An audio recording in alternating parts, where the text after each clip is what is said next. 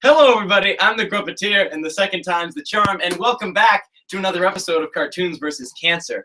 This episode is a very special one because we have Mr. Dean DeBlois in the studio with us today. He's the co-director of such films as Lilo and Stitch and both How to Train Your Dragon movies. And of course, Cartoons vs. Cancer is all to help raise money for my good friend Madeline Carlson's post-cancer treatment and the good people at the Boston Dana-Farber Children's Hospital. The links for donation are not currently in the description because we had some technical difficulties, but they will be there soon if you are not watching this live.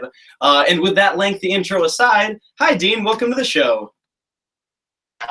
And of course, as you can see, Dean is not in the studio, so we're taking things a little chill because it's finals week for the Gruppeteer, and this is as much hair as I have left after pulling it all out. So things are going to be chill. This is going to be mellow. You know, this is going to be a nice laid-back interview. So I guess the first question we have to get into is you were talking to me before about how you had to do some research in Hawaii to work on Lilo and Stitch. Now, give it to me straight. Is research in Hawaii just going on Hawaii for vacation? Well, I mean, if you kind of look at it that way, Chris Sanders and I figured out a while ago that if you set movies in places you want to go to, then you might actually get a research trip out of it. So that was our thinking. Here's beautiful Hawaii. It's a nice little finite place, a great place to tell a story about an alien and a little girl without bringing in the military. Yeah. And it happens to be in a place we want to go visit. So yeah, we got a trip out of it. But I had been to Hawaii before, and I've been since. Just going there with the movie in mind kind of gave us a reason to, investigate all these little towns and draw pictures and definitely investigate people, and that's where that whole spirit of Ohana came from. Is just kind of watching locals helping each other out, even if they didn't know one another. Kind of had this really infectious, cool spirit, where everybody's cousin, everybody's an uncle, everybody's an aunt. Yeah, and one thing that, I mean, I love Lilo and Stitch, but one thing I always wondered is how a story, like you said, about a little girl and an alien did end up being set in Hawaii. Is there a reason that it was? It was an evolution of things. So Chris Sanders, he and I had worked together on the story team for Mulan, and he was offered an opportunity to pitch a project that could be considered for an animated feature at Walt Disney Animation. So he dusted off this old idea that he had for a children's book, and it was largely about a creature of unknown origin who lived in some northern forest somewhere, who was ostracized by the forest animals, and so he was left alone to he learned to communicate by mimicking the sounds of rushing streams and rustling leaves, and he was a very lonely little creature, and that's what the book was about. He pitched that to the then boss at Disney Feature Animation, and he said, I love the idea, but forest animals already live a bit of a alien existence to us humans, and so what about the contrast of this alien creature and a human child? And so originally it was going to be Stitch was going to be paired with a boy in rural Kansas somewhere, and then Chris Sanders had a map of Hawaii up on his wall. He's looking at it one day and he said, well, that's a really finite place. He's looking at the island of Kauai. And, it's tropical. It has its own culture. It's beautiful. It's isolated. And it just seemed like a great spot where we could set that story. And it is, Lilo and Stitch came out at a very interesting time in the Disney, I guess, career. Of course, it was the late 90s, and all of the 90s and late 80s sort of seemed to be the Disney Renaissance. Ron and John were ruling with iron fists, and all the movies coming out were just gold hits. And Lilo and Stitch it's not exactly a fairy tale. It's not exactly a princess story. Was it sort of weird to be pitching sort of a sci-fi alien adventure amongst movies like, Beauty and the Beast and Mulan? Yeah, I mean, it was definitely a conscious decision to pitch an idea that was going to break the mold a little bit. And with that came a smaller budget and less time to make it, so it was sort of considered a B movie. And that was a new way of thinking at Disney. But with that, we could take a lot more risks. So it's definitely quirky, and it's not some grand old legend that's been reimagined for Disney. And everything about it is a little more intimate and odd and quirky. And it starts with a villain that we turn into a hero, and about redemption and subtle no, kind of loneliness and being misunderstood. kind of develop it very quietly, just the two of us for a while. And then when they decided they were going to make the film, they said, well, if you're going to make it, you have to go to Florida and use the facility in Orlando to make it. Mm-hmm. So we'd spent some time there during Mulan. And we obviously went. We went to Florida, and we talked to the crew about just having a really good time and making a movie that wasn't going to lead to a bunch of sort of divorces and estranged children and sickness and everything else. Like, let's figure out how to make the movie in a way that people can go home and have dinner with their families and friends and have weekends. So it was a really communal, fun experience. But it was made off the radar. And that's another reason why it kind of feels different from most Disney animated movies that were being made at the time. Yeah, I definitely get that. And of course, Lilo and Stitch went on to be a series that the Gruppeteer, as a small child, had to be pried away from the TV to stop watching on the Disney Channel, because that was the bomb back in the day. But you are, actually, wait, no, this is a bad claim to make. But you are, you're not the only person, actually. But you are one of the only people I've had on my show who have had their movie adapted into a TV property. And I would like to know how much involvement you have with working on the series, and did you even have ideas for the series before you finished the movie? Well, in answer to your first question, almost no contact. When they decided to make a TV series, I had already left the studio and was trying to sell and set up live action movies to write and direct. Mm-hmm. So yeah, it's something that they kind of took their own direction with. And I'm actually not even that familiar with the storylines of the TV series, so I'm glad you like them. Oh yeah, well, would you like to be? Because I could give you a history lesson. I loved that show as a kid. I'm a little more involved and familiar with the Dragon TV series, because the guys that were the showrunners of the TV series for several years, we would get together, just have dinner, and talk about, like, so what are you doing on the TV series? And I'll avoid doing that in the next movie, and vice versa. Kind of trade ideas. So yeah, they're good friends, and I know several of the directors of the TV shows for Dragon's series, and that's one I'm a little more intimately involved with. Well, and this is, I haven't seen it in a bit, but the plot of the series of Lilo and Stitch, it was sort of a monster of the week sort of show. And what happens was the two alien scientists would have these sort of gumballs that whenever they got wet, they would turn into a different alien. Stitch was 626. They came across, every number you could think of, experiment 42, blah, blah, blah. And that was pretty much it. It was sort of the same thing, but it was the bomb. Well, I think I may have worked on something that became the origin for the TV series, because we did a comic book, or like a graphic novel, that had to do with Jumba's 625 other experiments and how some of them had gotten loose, and they were all a little bit unstable and deranged and crazy, and they needed to be captured immediately. So maybe that was a bit of the inspiration for the TV series. Wow, the more you know.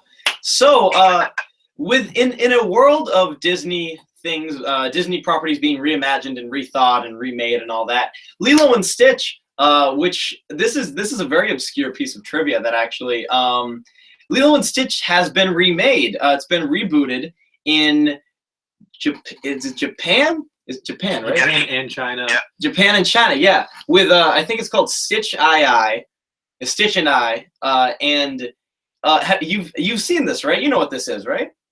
Yeah, we were on a promotional tour for the first How to Train Your Dragon in Japan. Yeah. And we caught several billboards for this series, their series of Stitch. So Stitch kind of looked largely the same. He was a little bit more Pokemon-like. Yeah. And they replaced Lilo with more of an anime-like girl. Yeah. So I think the idea is that after the events of Lilo and Stitch, he ends up in Japan and pairs up with another girl there, and they have their adventures. That's it. What else do you need? What else do you need there? Boom. Lilo and Stitch 2 coming this fall.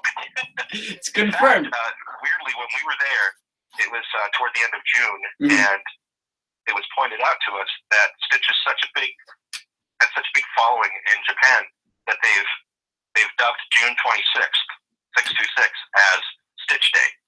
What? They had a giant golden Stitch Buddha that they were auctioning off, and every little town we'd go to, they would have Stitch little figurines that you could tie to your cell phone or your backpack, and you would be associated with whatever that town was famous for. So if they were famous for green tea ice cream, then it would be Stitch with green tea ice cream. It's very strange, but yeah, he's like very ubiquitous over there. He's become kind of a famous character.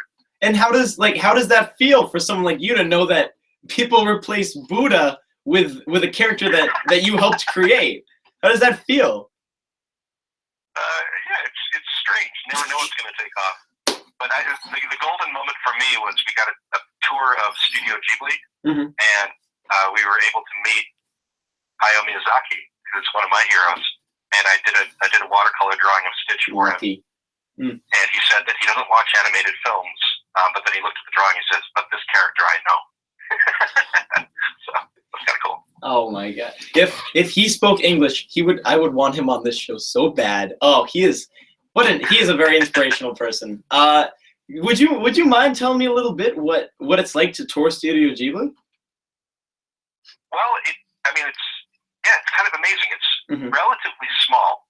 It's several floors, and the cubicles that the people work in, it's a little bit more feels like a classroom. It's that congested. Yeah. But everybody's got their workspace. And then we were in between projects when we were there. So there were rooms where the background artists would be working, and they'd have some artwork out from previous shows.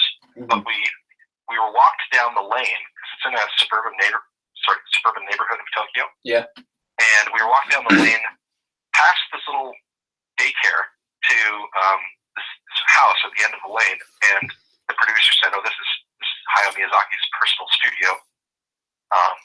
We're just showing you the house. He won't come out because he's very grumpy." And then all of a sudden, the screen door flaps open, and here comes Hayao Miyazaki in a smock, and he's got his little grape soda thing that Pete Docter gave him from Up, pinned to it. And he comes out and he waves us in, and he was in a good mood that day, and he sat there at his little kitchen table in his studio, and everything was translated, of course, but he just talked about animation and career and giving it all up, and how they built a daycare next door so you could always hear the sounds of play and children. Wow. Just kind of his own little world. It was really awesome. That's a great story. That's cool. And we'll go from such an inspiring story to embarrassing ourselves right on camera, which we're both about to do. So we'll work together on this. I understand if we're not warmed up enough, I guess, to experience this together. But what everybody seems to have when I was a kid was their own impression of Stitch. Everybody could do a Stitch voice. We'd have competitions in class to see who could do the best Stitch voice. Would you mind giving me yours? Oh, I don't do a Stitch voice. Really? I can't even approximate it. But if Chris Sanders was here, he would do this Stitch voice. I can tell you a little bit about the Stitch voice. That was actually a really upsetting voice that he would leave voicemail messages on our phones at work for years leading up to Lilo and Stitch. And it was always terrible things in that voice. And he would say this really awful thing to me. And it was always in Stitch voice. Before we'd ever identified it as Stitch voice. And then one day we were sitting around, it was Chris and I, storyboards, and we were talking about who on earth are we going to hire to come in here and just grunt and babble and make a bunch of horrible sounds. It's just so embarrassing that we'd go out to a real actor and hire them to do this. And then I said, well, why don't you just do it? Just do that awful voice that you do. It's so off-putting, but it goes with the character. And that became what we call the scratch voice, which is the temporary voice of Stitch as we put the movie together. Eventually, it just sounded like the character, and so it was left that way. And that's why Stitch sounds like Stitch. Wow. But, if you knew the history of it, every time you hear that voice, you would cringe a little bit. Yeah. Something really terrible and disgusting was going to come out of Chris Sanders' mouth at that point. So he'd leave you like dirty, mean messages in a Stitch voice before that was even established as a Stitch voice. Oh yeah. He'd be talking about how he was kind of licking up his own vomit and all sorts of disgusting stuff. That is game version of it. That is absolutely beautiful. And where I have one more Lilo and Stitch question, and this one actually comes from the comments. The FV guy would like to know, during screen testing, how did you react when it turned out that kids were scared of Stitch, or at least an early version of him? I don't know. I mean, there's always a ratio of the test audience that will find certain things offensive that most everyone else finds funny. Mm-hmm. And we usually go with, like, what's the greater ratio? Yeah. Most people found Stitch naughty but charming and funny. Mm-hmm. And sure, there were a few people that got upset about certain things. I think the biggest issue was that we had Stitch and Jumba having a big fight at the end of the movie, mm-hmm. and they were doing really irresponsible things, like Stitch threw a gas stove at Jumba, and there was an exposed open gas line that was spewing gas all over the inside of Lilo's house. And in what context? And the whole thing exploded, and we had to change that stuff out because they thought that was too shocking and too imitatable as behavior. So Lilo's house exploded in the original? Yeah. I think it still does explode, but it explodes due to yeah, no, it's not because he takes a gas stove and explodes them. Yeah. Oh, that's so terrible. I can't remember if it made it into the movie either, but at one point Stitch turned on a blender and then stuck his hand into it. I know he animated it, but maybe he got pulled out. Anyway, those are the sorts of things that sometimes you'll do a test screening, and we all think it's hilarious, and then you get like 100 letters back from parents saying, "Oh my God, if I show this to my kid and they stick their hand in a blender, I'm going to sue you for $1 billion." Okay. All right. Jesus Christ. Okay. Woo. That is interesting. That's an interesting fact. We were so trained, actually, that when Sanders and I took over on How to Train Your Dragon, day one, I asked Jeffrey Katzenberg, I said, is the day going to come when we're going to get a bunch of letters from parents and we're going to have to take these axes and swords out of these kids' hands? And he said, no, this is the movie we're making. It's solid PG. I said, okay, I just want to know that now, because it seems like it's kind of baked into the concept of Viking kids and dragons. And that is the perfect transition into, of course, you directed what I've seen probably one of the largest fan bases of any animated movie, at least in recent memory, that being, of course, How to Train Your Dragon 1 and How to Train Your Dragon 2, which, and I'm not just saying this because you're on my show, which is one of the only movies I've ever seen where the sequel might actually be better than the first one. It is. Thank you for saying that. Yeah, it is. I swear, I'm not saying that the first one's bad, and I'm not sucking up to you just because you're on the show. It doesn't happen much. Props to you. So the it started out as a book by someone whose name escapes me at the top of my head, and I would love to know how turning this series into the books turned into the movie, and if you had to work with the author of the books when you were doing it. Well, the way it started, somebody at a book fair saw a book called How to Train Your Dragon, written by Cressida Cowell, an author from England. Mm-hmm. She wrote and illustrated the first book, and then which turned out to be about 12 books total. Mm-hmm. So they optioned it at DreamWorks, and they tried to make a very faithful version of that first book. And 2 years into it, they realized that it didn't have the tropes of a big fantasy adventure story that they had originally wanted. So they love the world. They love that there are all sorts of dragons, and they have multiple personalities and abilities. Mm-hmm. They loved the larger-than-life kind of quality of this Viking world, and essentially the story of kind of a weakling underdog Viking chief's son, the TV friends.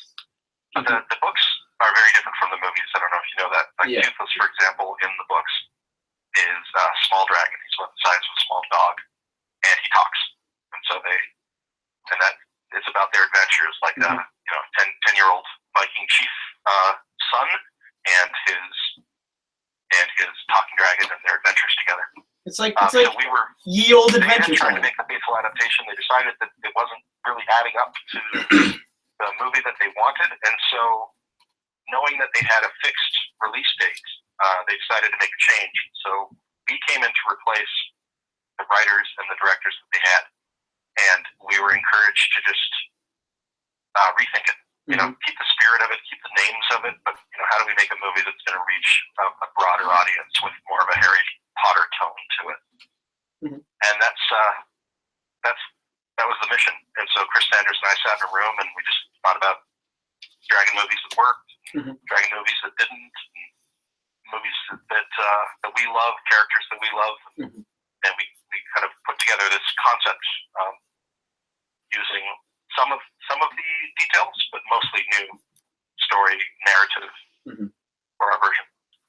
And one thing that I really find interesting about the How to Train Your Dragon movies is how well the dragons are animated, or at least how well they move. And I know how excuse me. I know how animation works. If you're studying a character that looks like a dog, you got to study dogs for a bit. Sometimes when you're giving what's it called? When you're giving inanimate objects features, you have to study, certain facial expressions. But I would love to know, when you're creating dragons, species that don't exist, and you're creating different, weights and movements for different ones, how do you go into researching how they move? Well, you kind of touched on it. I think the animators spend a lot of time watching animals that have distinct attributes that they kind of want to put into the dragons. So most of our dragons are kind of a combination of animals. And there's usually like a dominant feature, whether it's an owl or a walrus, or in the case of Toothless, a cat, like a big cat. He's sort of based on the idea of a black panther meets a salamander. And so there's a lot of feline qualities that go into his acting, his movements. There's also a lot of dog in there too. Like I have French bulldogs, and I think it's quite a bit of dog mannerisms that we've watched and talked about and put into him. But it's a lot of study of big animals and animal mannerisms, and then trying to put a certain amount of anthropomorphic acting into it as well, so that you kind of understand as you're watching what the attitude is. That's very interesting. This one is coming from the comments, and I don't know what it means, so I'm just going to ask. Are there any reasons why a lot of the Vikings in the movie are left-handed? I don't know if they are or not. They are? Okay, cool. Well, specifically, Hiccup is left-handed. And we just made that decision because we thought it might be kind of quirky and fun to have him be, that much more of an oddball within his world. The fun thing about Hiccup is everything is just sort of slightly askew for him. He just doesn't. He's a square peg in a round hole, and that's part of his personality. He's really tenacious, and he doesn't give up easily. But his journey through the first movie is he so desperately wants to assimilate and be like everyone else. And what he really needs to learn is that the thing he sees as his weakness is actually a great strength that can change his world, change the world for dragons going forward. Dragons moving forward. Everything that we could do to him to kind of make him seem at odds with his community and his world, we tried to do. And just making him left-handed was another little quirk that made him different from everyone else. I don't know that we've made many others left-handed, but that may be a decision that was made without me. Well, there you go, person in the comment. I don't know if that question was eating at you, but it's because he was an oddball. Okay. What are the comments just like the Wikipedia trivia page tonight? Okay, so I guess there's another one that they'd like to know if it's true that Steven Spielberg changed the ending, assuming which one? the first one? The first one. Yeah. Oh, but the leg coming off. Yeah. Did Steven Spielberg suggest that Hiccup's leg come off? No, he didn't.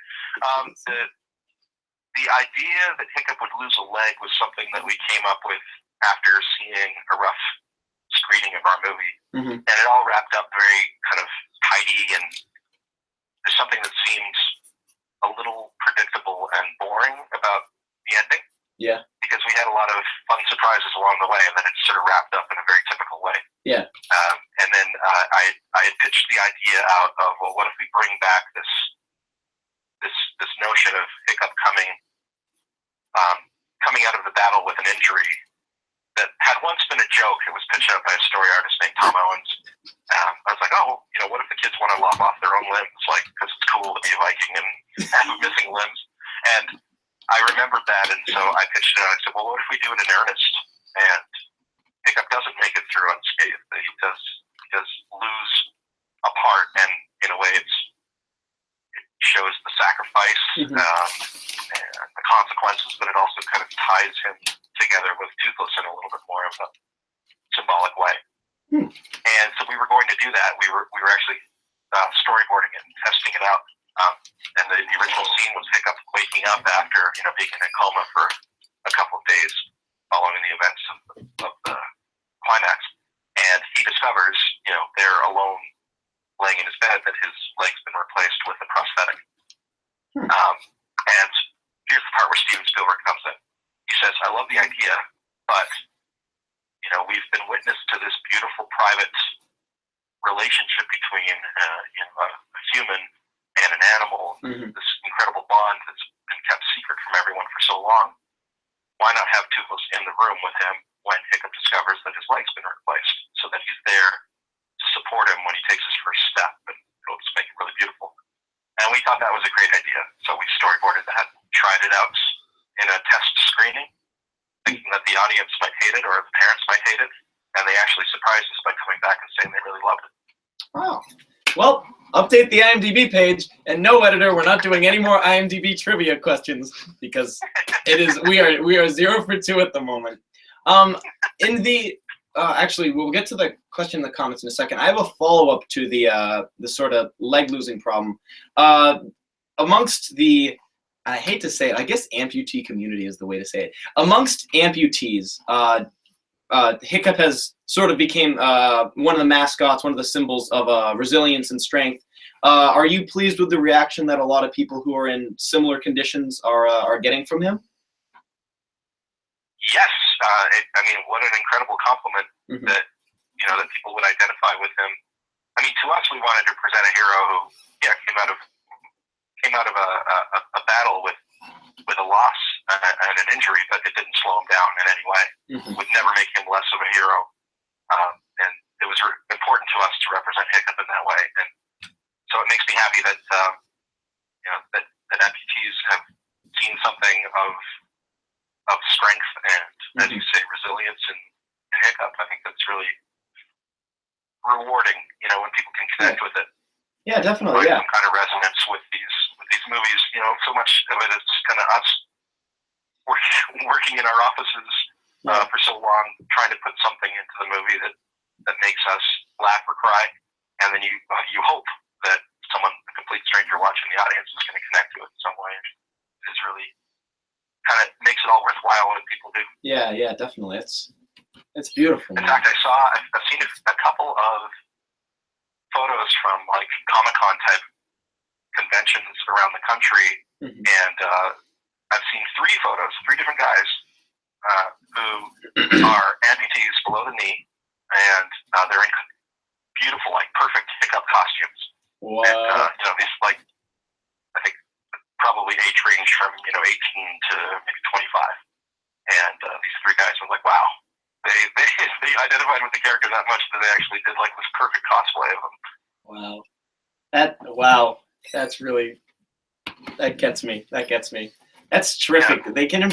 I love that people can embrace that, and they can get together like over a movie because of it. It's beautiful. Yeah. Okay, this isn't my gospel set.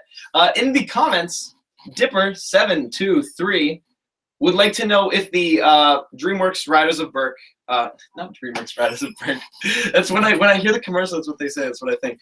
If the Riders of Berk series is canonical to the storyline or the movies that are the main series. You know, the How to Train Your Dragon movies.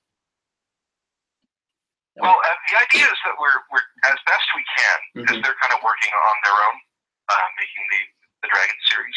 And like I said, I check in occasionally with them to find out where they've been heading story-wise and making sure that they're not kind of stepping on our toes with what we're doing with the features. And so as best we can, we try to make it consistent, like one big universe, and but we're not contradicting ourselves, whether it's in a graphic novel form or in the TV series or the movies. So does that said, like there are a lot of characters that are introduced in the TV series that we don't really deal with in the films, and that's okay, because a lot of I think the first couple of seasons of the TV show were meant to take place between Dragon 1 and Dragon 2. And then, so they're kind of filling the gaps, because there are years that pass between each movie. So there is plenty of room where they can tell smaller stories and deal with their own villains and their own characters that come and go. New dragons, but we don't necessarily address them or include them in the feature film. And speaking of dragons, in the comments, yet again, the FV guy, who's on fire tonight, thanks for all the questions, FV guy, would like to know what your favorite dragon in the movie is. Well, I mean, it's got to be Toothless, I think. I love the Bewilderbeast as well. It's just a fun design to come up with. And we had a really good time just sitting there for several days, a lot of paper and going through a lot of pencils, coming up with what that creature could be. But I think Toothless has the most appealing qualities to me, because I have 3 French bulldogs. I see a lot of their behavior represented in Toothless, as well as other animals like cats and horses. Yeah, neat. And we're running low on time a little bit, because this episode is a bit tighter for time than usual. No, sorry. One thing I would like to know before we sign off in just a bit is to jump back to indirectly to Lilo and Stitch. Do you like the Stitch's Great Escape ride? Are you a fan? Is the Stitch's Great Escape ride the one in Orlando that replaced Alien Encounter? Yes, yeah, it's at Tomorrowland, right? It's at Tomorrow. Yeah, it's at Tomorrowland. Yeah. Okay, I'm gonna be. I'm not gonna be a company man and say I preferred Alien Encounter. To be honest. Yeah, I mean, I guess they were looking for some place to incorporate Stitch, but Alien Encounter was a fun ride. It was really creepy, and I think by making it a Lilo and Stitch ride, they tried to make it fun, and it sort of took the excitement out of the ride for me. And in this, as I was saying, Disney, they'd probably fire me for saying that. Yeah, when we had Bruce Smith on this show. Bruce, character animator. Yes. Yeah, I do know. He said some things about working at I think Warner Brothers, working on Space Jam, that even I was pulling my collar a little bit at. Oh no. We had okay. This is just me talking to Dean for a second. We had Lynn Johnston, who does the comic strip For Better or For Worse, at around Christmas time, and she was I guess some low budget Canadian animations company thought it would be a good idea to take her show and like completely animate it and make it like a teen drama. And she came on, and it was the first time she'd ever talked about it on an interview. And she came on, and she gave me like a 5-minute rant about how it was like the worst thing she's ever done. I swear, this show must have like pushed her over on a rainy day, like into a puddle with the way she talked about it. Wow, that studio. Yeah, no, it was. I worked for a really low budget Canadian animation studio. Ooh. When I grew up just outside of Ottawa. Oh, this is an intervention. I'm sorry, Dean. Oh. So, unfortunately, we are almost done. But there is one thing I'd like to know. And as I was for another 10 minutes, by the way. Oh yeah, we got. But in this world of ever-changing reboots and remakes, and nothing in Hollywood is original anymore, there is one company to rule them all, and that is, of course, Disney. who of course owns Lilo and Stitch, and they've been remaking things left and right lately. You know, Mulan's coming up. That's one you'd probably be a little concerned. Is that the right word? About. But do you ever have any, I guess, concerns or thoughts that they would take Lilo and Stitch and turn it into a 3D movie, or not 3D, a live action movie? Well, I guess I don't really. These films are successful, and if they do it right, it kind of appeals to a new generation of people. But it also seems like a cheat. Yeah. They make movies that already are really successful, like Beauty and the Beast, for example. It got nominated for Best Picture, and it's a great success and a classic. And if you just remake it in live action, it feels like cheating a little bit. So much of the struggle of making these films are the years that go into trial and error and kind of feeling your way through it, listening to the story and listening to what it wants. It's such an accomplishment when you get done. Like, by the time we finished Mulan, I'd worked for 5 years on it, and it was such an education of working with people and trying different ideas and going down all sorts of roads. Some of them that led to great discoveries, and some of them that were just dead ends. And for someone to come along and take everything that worked and then just shoot it in live action and add a few more scenes, it just feels like a cheat. To me. So I get, obviously that's not an opinion that's shared by everybody. But yeah. And I will, like, I would tell Gary Trousdale, who will be on this show soon, by the way. I will tell Gary to his face that the remake of Beauty and the Beast is absolutely terrible, because it is. Look at my editor's getting all upset. It's a bad movie. Wait, okay, Dean, have you seen the remake? I ran into Gary Trousdale because he works here at DreamWorks. Yeah. And the weekend I think the movie came out, and I said, so did they involve you? Were you part of some sort of advisory committee? Did you get any special credit? And he said, no, nothing. I was like, that kind of sucks. Because they just simply remade it and made a mint on it, and they didn't even really credit you for it. It seems crazy. Our editor here is trying to defend that it's a good movie. This is your last episode, by the way. I haven't seen it yet, so I can't say. Oh, you don't need to. It's all right. You don't need to. You don't need to see it. You got go work on your next project. It's but one thing that really gets me about, and I don't know if you'd share this opinion, one thing that gets me about the live action remakes is animation. As much as I hate to say it, is still by many in America considered a more childish art form, one meant for kids, more steered for kids. And by remaking a movie in live action, it sort of sends the message like, you saw the animated one, for kids, now let's make one that's the same thing, but you can watch it without any shame because it's not animated. Like, I don't like that. It's not cool. Why do they do that? It's weird. It's a weird thing. It is weird. Like the moment you shoot it in live action, even if it's mostly special effects, it suddenly gives it more credibility and it is strange that you should feel somehow ashamed for liking and watching animated films. Yeah. And yet, the more, like, I always remember this one moment. It was around the time that we were just finishing up Lilo and Stitch, and I was sitting on a plane next to a stranger, and he said, "What do you do for a living?" And I said, "I work in animation." And he said, "Oh, I hate animation." Like a weird comment. And then the flight attendant came on over the loudspeaker, and she said, "Today's movie will be Shrek." And he said, "Oh, that's a great movie." Like, he couldn't see the difference because at that time, live action 3D animation was so sort of new and fresh and convincing and more realistic that suddenly he didn't feel ashamed to watch that. Today's movie will be Shrek. I can just imagine. And a lady comes over the speaker, she's like, hello? Today's movie will be Shrek. And you gotta say that seriously, too. You gotta be like, today's movie will be Shrek. Starring Mike Myers as Shrek.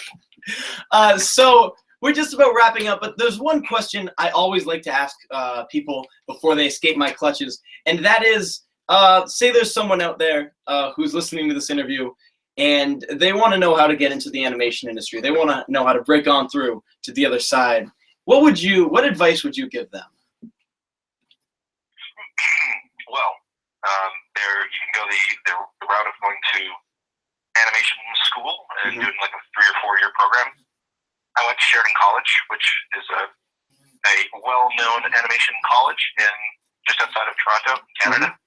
And at the time, it was much less expensive than CalArts, but CalArts is probably the premier school, and that's in Valencia, California. A lot of people I know went to both of those schools, and there are more and more animation programs popping up all the time. But I think in the last 5 to 8 years, online schools are becoming really popular too. Definitely. So Yeah. I would say, you definitely need some training. Like it's very specialized, and so no one's going to hire you right out of the gate if you don't have any skill set that lends itself specifically to animation. But decide what you want to do. Do you want to be a character designer or storyboard artist? If you want to direct, storyboarding is probably the most applicable skill to learn. And if you want to animate, well, there are definitely lots of tools available to you now for much less expense than they used to be. So I guess there are programs of varying quality and varying price all around, but you definitely need to kind of look into getting yourself the education and then just have a love of it. Be somebody who loves to study movement and observe life and dream and imagine. You heard it here, folks. Ladies and gentlemen, Dean DeBlois is the director of How to Train Your Dragon 1, How to Train Your Dragon 2, potentially another movie coming up that we couldn't talk about, and of course Lilo and Stitch. You can talk about that. You can at least talk about the fact that I'm working on How to Train Your Dragon 3. Yes. That's the wrap up of the trilogy. We're underway. I just can't talk details. Yeah. That's wait, okay. But it's confirmed that that'll be the last movie in the series, right? Yes. Yep. Oh, this interview is gonna get 1 million hits. All right. Yes. If you like this episode, please donate. I'll put the link in the description when I work on the technical difficulties and sorting those out. The next episode of Cartoons vs. Cancer will actually be, I don't know yet because summer's coming up and I have other things to do. So we might take a short break for a bit, but of course things will kick right back up in late August to the fall. I might have somebody in July. Things are working out. We don't know. New Hampshire summers get really hot, and this place is not ventilated. Season finale. I love it. Yeah, this might be the season finale for a bit. But of course, always check into new episodes. If you are someone listening to this on Radio KCIA, hi, I love you. And if there is anything you'd like to say before we sign off, Dean, you have the floor.